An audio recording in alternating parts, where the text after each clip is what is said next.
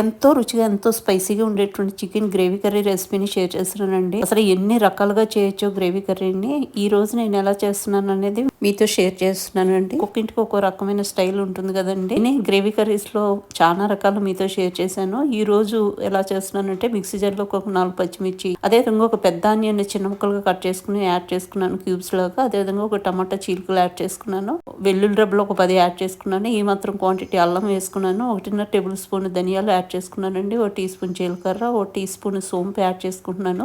ఈ సోంపు అనేది చాలా చాలా మంచి ఫ్లేవర్ ఇస్తుందండి. ఒక స్టార్ ఆనియన్ వేసుకున్నాను, అనాస పువ్వు, ఒక 2 చిన్నవి దాల్చిన చెక్క ముక్కలు, ఒక 5 ఇలాచి, ఒక 5 లవంగాలు యాడ్ చేసుకున్నాను. ఒక మరాఠీ మొగ్గ యాడ్ చేసుకుని సరిపడా వాటర్ వేసుకుని దీన్ని గ్రైండ్ చేసేసుకున్నానండి. బానర్ పెట్టేసుకుని దాంట్లో 2 టేబుల్ స్పూన్లు ఆయిల్ వేసుకుని దాంట్లో కరివేపాకు, కొత్తిమీర, పుదీనా ఆయిల్లో ఫ్రై అవనిచ్చాను.